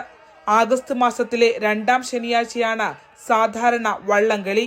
1 മാസം പിന്നിട്ട് ജലമാമാങ്കം അരങ്ങേറുമ്പോൾ ആവേശം ഒട്ടും ചോരാതെ സംഘടിപ്പിക്കാൻ ജില്ലാ ഭരണകൂടം പരമാവധി ശ്രമിക്കുന്നുണ്ട്. ചുണ്ടൻ വള്ളങ്ങളുടെ വിഭാഗത്തിൽ 19 വള്ളങ്ങളാണ് മാറ്റുരയ്ക്കുന്നത്. ഇരട്ടുകുത്തി, വെപ്പ, തെക്കനോടി എന്നിവയുടെ വിവിധ വിഭാഗങ്ങളിലായി 55 ചെറുവള്ളങ്ങളും ആവേശപ്പോരിനിറങ്ങും. തീയതിയിൽ മാറ്റം വന്നതുകൊണ്ട് തന്നെ ടിക്കറ്റ് വിൽപ്പനയിൽ വലിയ കുറവുണ്ടായതായാണ് സൂചന. നമ്മളെ ടിക്കറ്റിന്റെ വിൽപ്പനയായിട്ട് ബന്ധപ്പെട്ട് 5 ജില്ലകളിലെ സർക്കാർ ഓഫീസുകൾ വഴിയും അതോടൊപ്പം തന്നെ ബാങ്ക് ഓഫ് ബറോഡ, SBI എന്നീ ബാങ്കുകളുടെ ഓൺലൈൻ ടിക്കറ്റും വിൽപ്പന പുരോഗമിക്കുന്നു. 9 വിഭാഗങ്ങളിലായിട്ട് 74 വള്ളങ്ങളാണ് പ്രാവശ്യം പങ്കെടുക്കുന്നത്. ചുണ്ടൻ വള്ളങ്ങളുടെ ഭാഗത്തിൽ 19 വള്ളങ്ങളുണ്ട്. മുഖ്യമന്ത്രി പിണറായി വിജയൻ ജലമേള ഉദ്ഘാടനം ചെയ്യാനായി എത്തുമെന്നാണ് സംഘാടകരുടെ പ്രതീക്ഷ. ചുണ്ടൻ വള്ളങ്ങളുടെ മത്സരം ആരംഭിക്കുന്നതിന് തൊട്ടു മുമ്പ് 2 മണിയോടടുത്താണ് ഉദ്ഘാടന സമ്മേളനം. ചെറുവള്ളങ്ങളുടെ മത്സരം രാവിലെ 11-നാണ് തുടങ്ങുക. 1800ഓളം പോലീസുകാരെയാണ് മേളയുടെ സുരക്ഷ ഒരുക്കുന്നതിനായി ചുമതലപ്പെടുത്തിയിരിക്കുന്നത്. ന്യൂസ് 18 ആലപ്പുഴ. ഓണാവധിക്കാലത്ത് ഇടുക്കിയെ കൂട്ടുപിടിക്കുകയായിരുന്നു സഞ്ചാരികൾ. കഴിഞ്ഞ വർഷം ഓണാവധിക്ക് എത്തിയതിനേക്കാൾ കൂടുതൽ സഞ്ചാരികൾ ഇത്തവണ ജില്ലയിലേക്ക് എത്തി. പ്രകൃതി ഒരുക്കിയ മനംമയക്കും കാഴ്ചകൾ ആസ്വദിക്കാൻ ഇത്തവണയും ഇടുക്കിയിൽ ഏറെ തിരക്കായിരുന്നു. ഓണത്തിന് ദിവസങ്ങൾക്ക് മുൻപ് തന്നെ ഇടുക്കിയിൽ സഞ്ചാരികളുടെ തിരക്കേറിയിരുന്നു. DTPCയുടെ കീഴിലുള്ള പ്രധാന ടൂറിസം കേന്ദ്രങ്ങളിൽ മാത്രം ഉത്രാട ദിനമായിരുന്ന 14 മുതൽ 22 വരെയുള്ള ദിവസങ്ങളിൽ 1,64,205 പേർ സന്ദർശനം നടത്തിയതായാണ് കണക്കുകൾ. വാഗമൺ മൊട്ടക്കുന്നിലാണ് ഏറ്റവും കൂടുതൽ സഞ്ചാരികൾ എത്തിയത്. ഇടുക്കി ഹിൽവ്യൂ പാർക്കിൽ മുൻ വർഷത്തേക്കാൾ ഇരട്ടിയിലധികം പേർ ഇത്തവണ എത്തി. സഞ്ചാരികൾ കൂടുതലായി എത്തിയതോടെ ടൂറിസം മേഖലയെ ആശ്രയിച്ചു കഴിയുന്ന വ്യാപാരികൾ, ഹോട്ടൽ, വഴിയോര കച്ചവടക്കാർ എന്നിവർക്കും സീസൺ ആശ്വാസമായി. ജില്ലയിലെ വനംവകുപ്പിന്റെ കീഴിലുള്ള കേന്ദ്രങ്ങളിലും ഹൈഡൽ ടൂറിസം കേന്ദ്രങ്ങളിലും സഞ്ചാരികളുടെ വൻ തിരക്കാണ് അനുഭവപ്പെട്ടത്. Hello, we are from Spain and we are loving the experience here in this national park. It's very beautiful and we like it very much. We recommend others to come to visit. Thank you very much. How do you feel the climate? Very good, very perfect climate to visit. DTPCയുടെ നേരിട്ടുള്ള നിയന്ത്രണത്തിൽ മാത്രം 12 വിനോദസഞ്ചാര കേന്ദ്രങ്ങൾ ഇടുക്കിയിലുണ്ട്. വാഗമണ്ണിലേതുപോലെ Munnar botanical ഗാർഡനിലും മാട്ടുപ്പെട്ടിയിലും രാജമലയിലും തിരക്ക് ദൃശ്യമായിരുന്നു. The service has been very good. The people here are so humble and so nice to be. They always help others and the scenery is mind-blowing. We have loved this place and will definitely come back again. ഇടുക്കിയിലെ ഹൈറേഞ്ചിൽ തിരക്കേറിയതോടെ സഞ്ചാരികളിൽ പലരും law range മേഖലയിലെ tourism കേന്ദ്രങ്ങളായ Aruvikkuthu, Malankara ജലാശയം, Thommankuthu എന്നിവിടങ്ങളും സന്ദർശിച്ചാണ് മടങ്ങിയത്. പ്രതീക്ഷിച്ചതിലും കൂടുതൽ സഞ്ചാരികൾ ജില്ലയിലെത്തി മടങ്ങിയതിന്റെ സന്തോഷത്തിലാണ് അധികൃതരും. News 18 Idukki. മുംബൈയിൽ നടന്ന മിസ്റ്റർ യൂണിവേഴ്സ് വേൾഡ് ചാമ്പ്യൻഷിപ്പിൽ മിന്നും താരങ്ങളായിരിക്കെയാണ് മലപ്പുറം വളാഞ്ചേരി സ്വദേശികളായ 2 യുവാക്കൾ. ശ്രീഹരി 60 കിലോ കാറ്റഗറിയിൽ സ്വർണ്ണ മെഡലും ഫാസിൽ 80 കിലോ കാറ്റഗറിയിൽ വെങ്കല മെഡലും നേടിയാണ് അഭിമാനമായത്.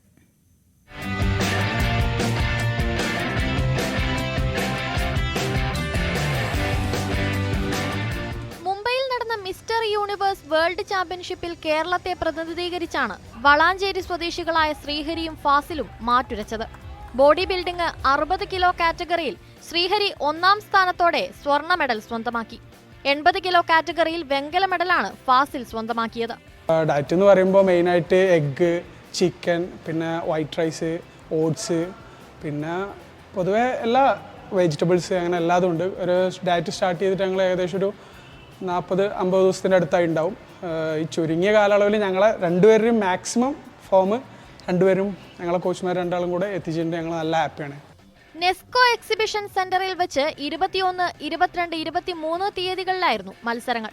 മിന്നും താരങ്ങളായ ഇരുവരും പുതിയ നേട്ടം കൈവരിച്ചതിലുള്ള ആത്മസംതൃപ്തിയിലാണ്. കേരളത്തിൻ്റെ പുറത്തും പിന്നെ ഇന്ത്യയിൽ വെച്ചിട്ട് 27 സ്റ്റേറ്റിൽ നിന്നും ആൾക്കാരുണ്ടായിട്ടുണ്ട്. പിന്നെ അതിൻ്റെ സപ്പോർട്ട് എന്ന് പറഞ്ഞു കഴിഞ്ഞാൽ വീട്ടുകാരും നമ്മുടെ ജിമ്മിൽ നിന്നുള്ള എല്ലാവരും സുഹൃത്തുക്കളായിട്ട് നല്ല സപ്പോർട്ടായിരുന്നു. 2 മാഷന്മാരും കൂടിയാണ്. എല്ലാം കൂടി ആയപ്പോൾ ഞങ്ങൾ വളരെ ഹാപ്പിയാണ്. 2 പേർക്കും മെഡൽ കിട്ടിയിട്ടുണ്ട്. അതിന് സന്തോഷം വളരെ വലുതാണ്. കൃത്യമായ പരിശീലനവും ചിട്ടയായ ഭക്ഷണ രീതിയും പിന്തുടർന്ന് കുറഞ്ഞ സമയത്തിനുള്ളിലായിരുന്നു തയ്യാറെടുപ്പുകൾ പൂർത്തിയാക്കിയത്. പരിശീലകരായ വളാഞ്ചേരി ടീം ആർട്ടിലെ അനൂപും ഇസാ മുഹമ്മദും പൂർണ്ണ പിന്തുണയുമായി ഒപ്പം നിന്നു. ഞങ്ങളിപ്പോൾ ഈ 2 വർഷം കൊണ്ട് inter university all India gold medal, mister India silver, mister Kerala second റണ്ണറപ്പായിരുന്നു മലപ്പുറം ജില്ല ഓവറോൾ ചാമ്പ്യൻഷിപ്പിൽ. അതിൽ ഏറ്റവും കൂടുതൽ പാർട്ടിസിപ്പേറ്റ് ചെയ്തത് നമ്മൾ ജിമ്മിൽ നിന്നുള്ള ബിൽഡേഴ്സ് ആയിരുന്നു. മിസ്റ്റർ മലപ്പുറം ഒരു 5 ഇയർ ആയിട്ട് ഞങ്ങളെയാണ് ഓവറോൾ ചാമ്പ്യൻഷിപ്പ്.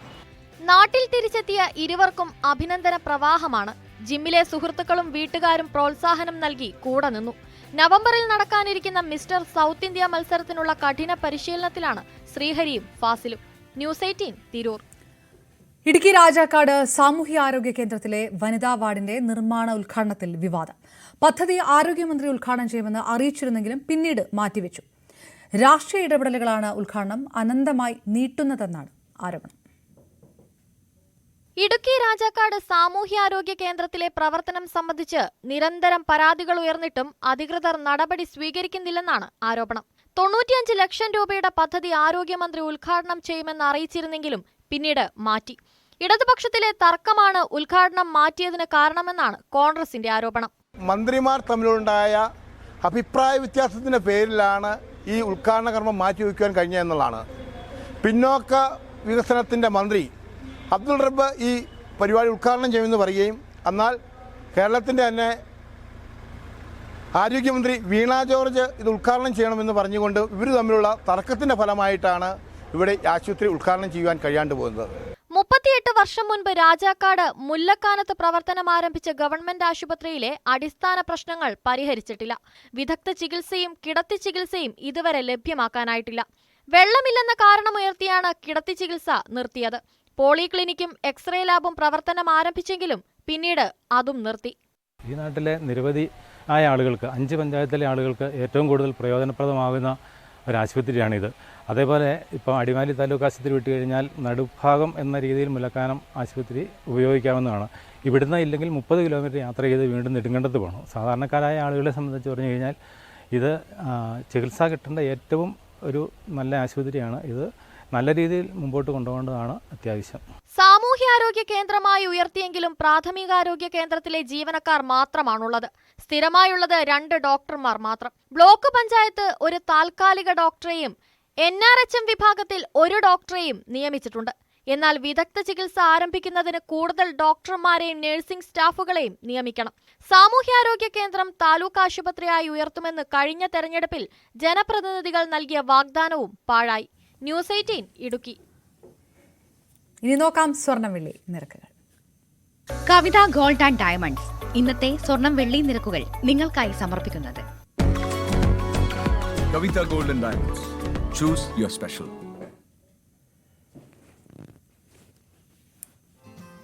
സ്വർണം 22 കാരറ്റ് ഗ്രാമിന് 7070 രൂപ, പവന് 56,560 രൂപ. 18 കാരറ്റ് ഗ്രാമിന് 5870, പവന് 46,960 രൂപ. വെള്ളി ഗ്രാമിന് 98 രൂപ, കിലോയ്ക്ക് 98,000 രൂപ. കവിത ഗോൾഡ് ആൻഡ് ഡയമണ്ട്സ് ഇന്നത്തെ സ്വർണം വെള്ളി നിരക്കുകൾ നിങ്ങൾക്കായി സമർപ്പിക്കുന്നത് Kavitha gold and diamonds. Choose your special. Live exclusive പൂർണ്ണമാകുന്നു. ഇടവേളയ്ക്ക് ശേഷം കാണാം പ്രൈം ഡിബേറ്റ്. നമസ്കാരം.